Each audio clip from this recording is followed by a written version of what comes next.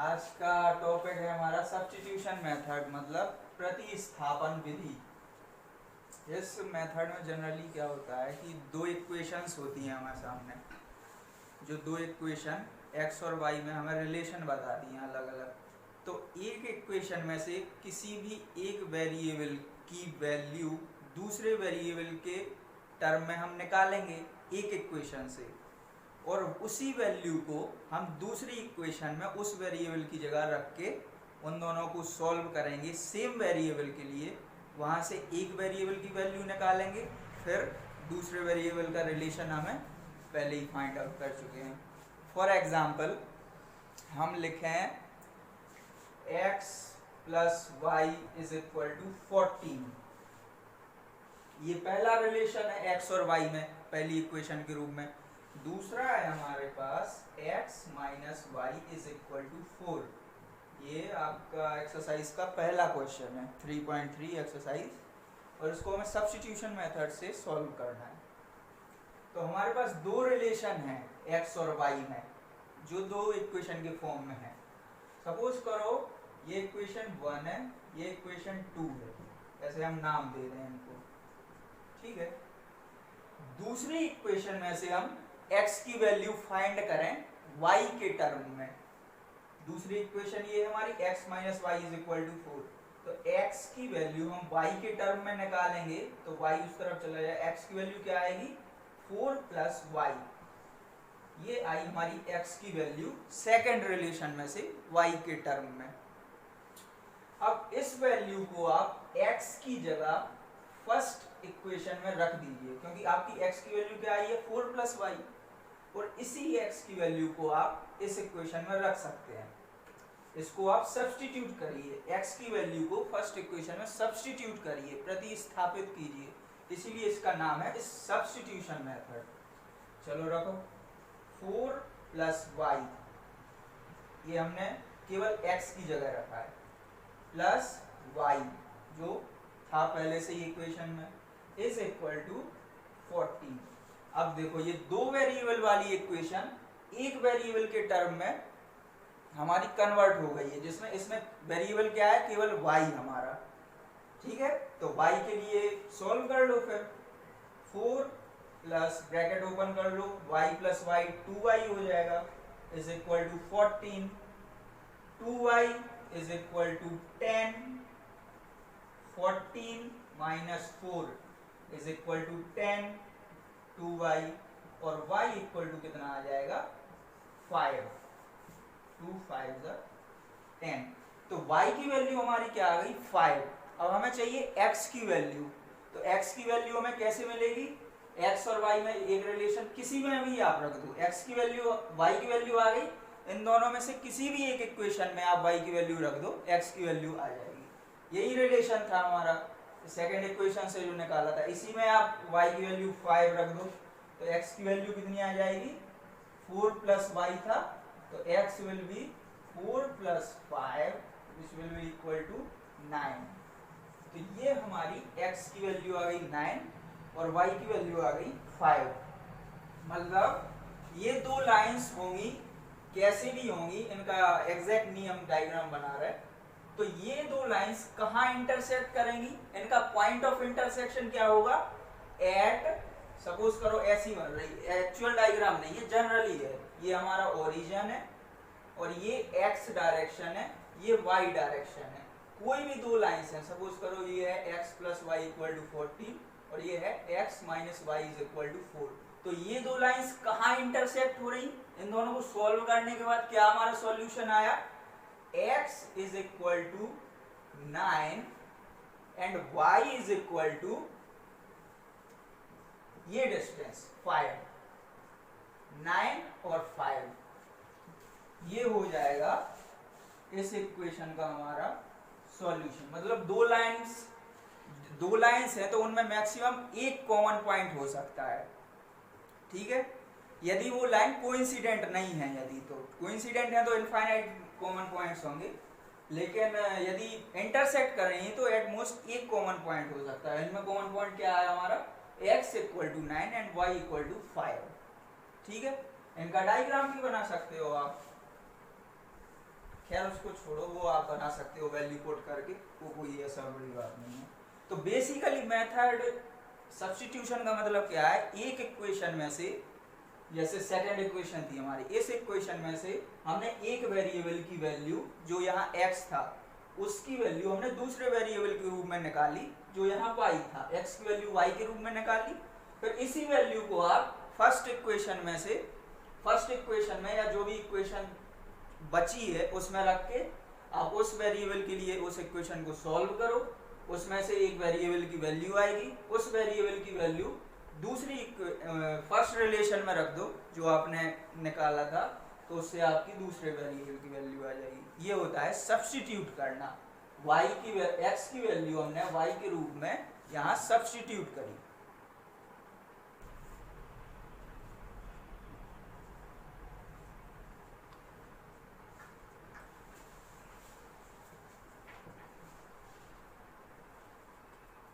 Next question है आपका root 2x/3 plus root 3y/4 is equal to 0 और root 3x/3 minus root 8y/9 is equal to 0। ये दो equation है, इनको हमें सब्स्टिट्यूशन मेथड से सॉल्व करना है। किसी भी एक इक्वेशन में से, ऐसा जरूरी नहीं है सेकंड में से, किसी भी एक इक्वेशन में से आप एक वेरिएबल की वैल्यू दूसरे वेरिएबल के टर्म में निकालिए। सपोज करो इसमें हम फर्स्ट इक्वेशन में से निकाल लें तो क्या होगा, root 2x/3 is equal to, तो इसमें जो हमारे कोफिशिएंट हैं वेरिएबल्स के रूट 2/3 और रूट 3/4 ये फ्रैक्शन के रूप में है, तो आप इसको डायरेक्टली कर सकते हो, लेकिन यदि आपको एक सिंपल बनाना है इसको, तो इसको डिनोमिनेटर को दोनों में से हटा दो। कैसे हटाओगे, पूरी इक्वेशन में आप जो डिनोमिनेटर हैं दोनों टर्म्स के उनके एलसीएम से मल्टीप्लाई कर दो और पूरी इक्वेशन में मल्टीप्लाई होगा। ऐसा नहीं कि आप लेफ्ट हैंड साइड में कर रहे हैं आरएचएस में नहीं कर रहे हैं। यदि मान लो यहाँ 0 नहीं होता, कोई कांस्टेंट भी होता, सपोज करो 3 होता, तो आप इन दोनों के एलसीएम से मल्टीप्लाई करते। 4 और 3 का एलसीएम कितना आएगा, 12। तो 12 से मल्टीप्लाई करोगे तो 12 का मल्टीप्लाई आपको इक्वल के दूसरी साइड भी करना है, मतलब दोनों तरफ आपको इक्वल टू का एलसीएम का मल्टीप्लाई करना है। ठीक है, तो अभी यहाँ पर 0 था, तो इसको फर्स्ट इक्वेशन में से हम डिनोमिनेटर को हटाएंगे। पहले डिनोमिनेटर को हटा लो दोनों इक्वेशन में से, इन दोनों का एलसीएम कितना आएगा, 12 फर्स्ट इक्वेशन में। 12 का मल्टीप्लाई कर दो पूरी इक्वेशन में, 12 into root 2x/3 plus 12 into root 3y/4 is equal to 0 into 12। ठीक है, ये कैंसिल हो जाएगा 4 टाइम्स, ये 3 टाइम्स कैंसिल हो जाएगा, तो कितना आ जाएगा हमारा 4 root 2x plus 3 root 3y is equal to 0। अब ये हमारी फर्स्ट इक्वेशन बन गई।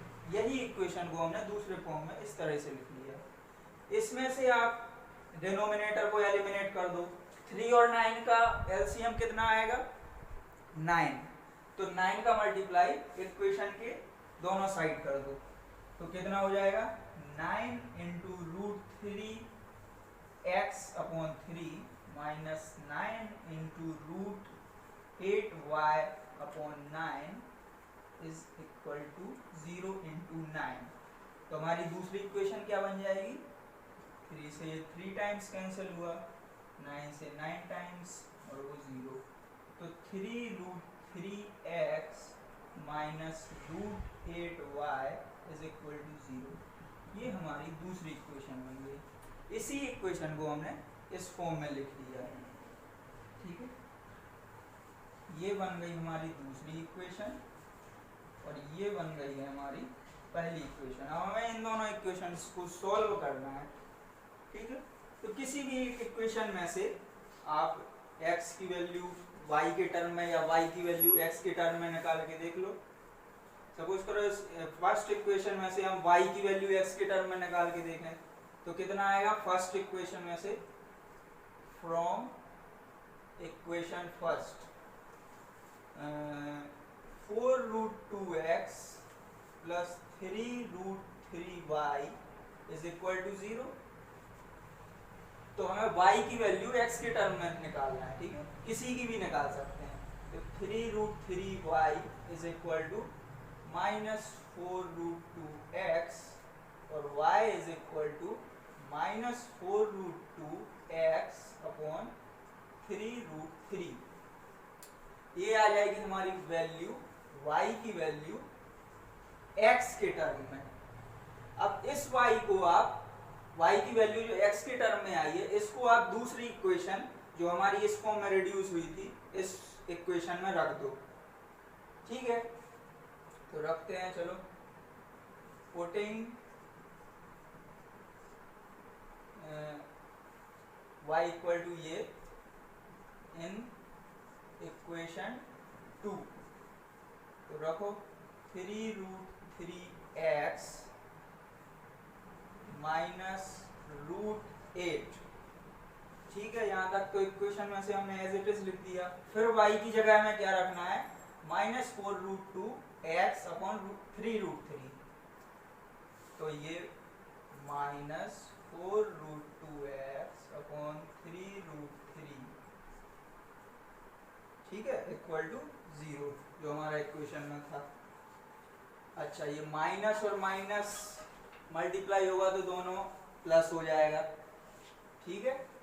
तो कितना हो जाएगा 3√3x plus √8 into 4√2 upon 3√3x, ठीक है, इज इक्वल टू 0, ठीक है। अच्छा, ये दो टर्म है, इनमें ये कोफिशिएंट्स आ रहे हैं, रूट में आ रहे हैं कुछ ऐसे, तो कोई बात नहीं। आप इन दोनों टर्म्स में से x जो वेरिएबल है वो कॉमन आ रहा है तो कॉमन ले लो। इन दोनों टर्म्स में से x कॉमन लिया हमने, तो क्या बचेगा अंदर 3√3 प्लस, अच्छा ये कितना हो जाएगा √8 इंटू √2 √16, और √16 कितना होता है 4, और 4 into √16 upon 3√3 is equal to 0, ठीक है। अब इसकी वैल्यू कुछ ना कुछ आएगी, 4√16 की वैल्यू 4 आएगी, 4 इंटू 4 16 हो जाएगा, तो ये हो जाएगा 16 अपॉन 3√3। लेकिन यहाँ पर कुछ भी वैल्यू आए x के साथ मल्टीप्लाई में, x के साथ मल्टीप्लाई में कुछ भी वैल्यू आए, इसके इक्वल टू में क्या है 0। तो इस पूरे ब्रैकेट को आप 0 के नीचे ले जाओगे, क्योंकि ये मल्टीप्लाई में है x इंटू दिस, तो इस पूरे ब्रैकेट को आप 0 के मल्टीप्लाई में ले जाओगे तो उसकी वैल्यू कितनी हो जाएगी 0। तो x सपोज करो ये बड़ा ब्रैकेट ये है, ठीक है, तो x इक्वल टू क्या हो जाएगा 0 अपॉन ये पूरा ब्रैकेट, इसमें जो जो टर्म लिखी है, ठीक है। अब 0 अपॉन कुछ भी हो तो वो 0 के इक्वल हो जाएगा। तो x की वैल्यू हमें इधर से क्या मिली 0,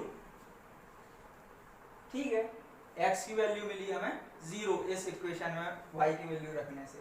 अच्छा, मिल गई, अच्छी बात है। अब x की वैल्यू 0 थी, अब इस रिलेशन में रख दो तो y की वैल्यू आ जाएगी, इस रिलेशन में सब्स्टिट्यूट कर दो तो y की वैल्यू कितनी आ जाएगी -4√2 अपॉन 3√3 इंटू x की वैल्यू क्या आई हमारी 0, उसमें पुट कर रहे हैं 0, तो y की वैल्यू भी क्या आ जाएगी 0। तो ये दोनों लाइंस जो हैं वो कहाँ इंटरसेक्ट हो रही हैं, ओरिजिन पे। x की वैल्यू भी हमारी 0 है, x और y जो ये हमारे कोऑर्डिनेट्स हैं,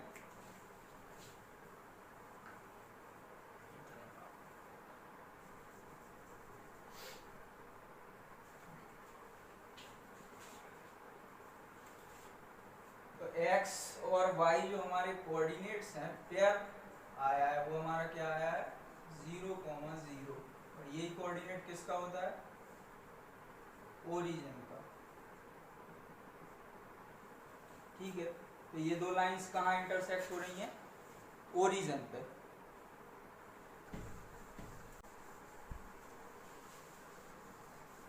चलो नेक्स्ट क्वेश्चन हमारा क्या है?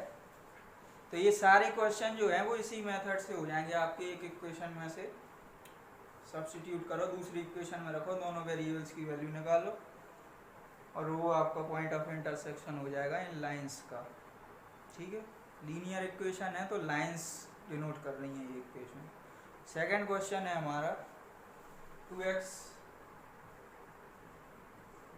Plus 3y is equal to 11 और 2x minus 4y is equal to 24 minus 24। तो क्वेश्चन हमसे बोल रहा है कि solve this equation and this equation and hence find the value of m for which हमें m की वैल्यू फाइंड करना है जिसके लिए y is equal to mx plus 3 है। ठीक है, हमें m की वैल्यू फाइंड करना है जिसके लिए ये जो रिलेशन है ये सेटिस्फाई हो रहा है। तो आप कैसे करोगे? इन दो इक्वेशन को सॉल्व करोगे सब्स्टिट्यूशन मेथड से, x और y की वैल्यू निकालोगे और x और y की वैल्यू इस इक्वेशन में रख के m की वैल्यू निकाल लोगे अकॉर्डिंगली। ठीक है, तो ये क्वेश्चन इजी है, ये भी बन जाएगा। फिर है आपके next language problem, form the pair of linear equation. मतलब लीनियर इक्वेशन की हमें पेयर बनाने हैं, मतलब दो लीनियर इक्वेशन बनानी है। पेयर मीन्स दो। Form the pair of linear equations for the following problems and find their solution bye substitution method. और उन इक्वेशंस की हमें सब्स्टिट्यूशन मेथड से सॉल्यूशन भी फाइंड आउट करने हैं। अब ये हमें थ्योरेटिकली एक कंडीशन बताएंगे, उसके अकॉर्डिंग हमें वो इक्वेशन फॉर्म करनी है लीनियर इक्वेशन, और उन लीनियर इक्वेशन को हमें जो मेथड हम यूज़ कर रहे हैं उससे ही हमें सॉल्व करके उनके सॉल्यूशन फाइंड आउट करना है। फॉर एग्जांपल फर्स्ट दिया है कि difference between two numbers is 26। कोई भी दो नंबर हैं उनका डिफरेंस कितना है? 26। सपोज करो पहला नंबर x है, दूसरा नंबर y है, और इन दोनों का डिफरेंस जो है वो कितना है? 26। ठीक है, एक इक्वेशन हमने इस गिवन कंडीशन के अकॉर्डिंग बना ली कि दो नंबर्स का डिफरेंस 26 है, x और y कुछ भी हो सकते हैं। अच्छा, दूसरा क्या बोल रहे हैं वो? One number is 3 times the other. जो एक नंबर है वो दूसरे का 3 गुना है। सपोज करो x जो नंबर है वो y का 3 टाइम्स है। x जो नंबर है वो y का 3 टाइम्स है, तो x is equal to 3y। बस सब्स्टिट्यूट कर दो। एक इक्वेशन ये है, एक इक्वेशन ये बन गई गिवन कंडीशन के अकॉर्डिंग। x की वैल्यू आप 3y इस इक्वेशन में पुट कर दो, y की वैल्यू निकाल दो और फिर y की जो वैल्यू आएगी उसको इसमें रख देना, तो x की वैल्यू आ जाएगी। मेन है इसमें जो उन्होंने कंडीशन दी है उसके अकॉर्डिंग इक्वेशन बनाना, और इक्वेशन बन जाएगी तो सब्स्टिट्यूशन मेथड यूज करके आप इसका सॉल्यूशन भी कर सकते हो। ये इजी है, कर लेना। फिर है next, the larger of to supplementary angles, the larger of to supplementary angles exceeds the smaller by 18 degrees. अच्छा, सप्लीमेंट्री एंगल क्या होते हैं ये पता है आपको, जिनका सम 180 डिग्री होता है। ठीक है, सप्लीमेंट्री एंगल्स क्या होते हैं? जिनका सम 180 डिग्री होता है। तो एक तो हमें इक्वेशन वैसे ही मिल गई। सपोज करो दो एंगल्स ऐसे हैं जिनका सम 180 डिग्री है। ठीक है, अच्छा यदि यहाँ हम डिग्रीज में ही बात कर रहे हैं तो ये एंगल्स ऑटोमेटिकली डिग्री में आएंगे। इनमें कुछ ऐसा नहीं है कि आपको रेडियन या उसमें कन्वर्ट करना है, क्योंकि ये 180 डिग्री हम लिख रहे हैं तो ये एंगल्स का सम या एंगल्स जो भी आएंगे वो भी डिग्रीज में आएंगे। ठीक है, तो दो नंबर से उनका एंगल सम 180 होता है, वो सप्लीमेंट्री एंगल्स होते हैं। एक इक्वेशन हमें यहाँ से ये मिल गई। फिर क्या बोल रहा है, larger of to supplementary angles, जो इन दोनों एंगल्स में से बड़ा है, लार्जर, एक्सीड्स द स्मॉलर, मतलब स्मॉलर एंगल से कितना बड़ा है, 18 डिग्रीज। जो इन दोनों एंगल्स में से जो बड़ा एंगल है वो छोटे वाले से 18 डिग्री ज़्यादा है। कोई भी नंबर, सपोज करो y है बड़ा, तो छोटे वाले से, छोटा वाला कौन, अच्छा y बड़ा है तो छोटा कौन सा हुआ, x, इससे कितना ज़्यादा है, 18 डिग्री ज़्यादा है। तो एक इक्वेशन हमें ये मिल गई। इसको आप y को उस तरफ ले जाओ या x को इस तरफ ले आओ, x इस तरफ आएगा -x plus y is equal to 18 degree. इसको भी आप इस तरफ ले आओ, उससे फर्क नहीं पड़ता इक्वेशन में से।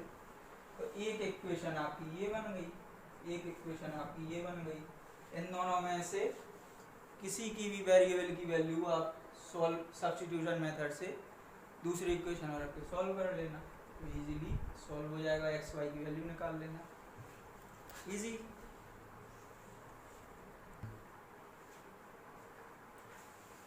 या हमें डायरेक्ट रिलेशन y का x के टर्म में दूसरी कंडीशन से डायरेक्ट मिल गया था, y equal to x plus 18।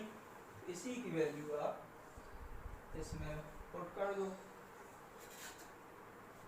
Put कर देना 180 डिग्री। x के लिए सॉल्व कर देना, x की वैल्यू आ जाएगी, x की वैल्यू आ जाएगी, फिर इसमें पुट कर देना तो y की वैल्यू आ जाएगी। इसके बाद आप प्रैक्टिस कर लेना, जो नहीं बने आप क्वेरी कर सकते हो।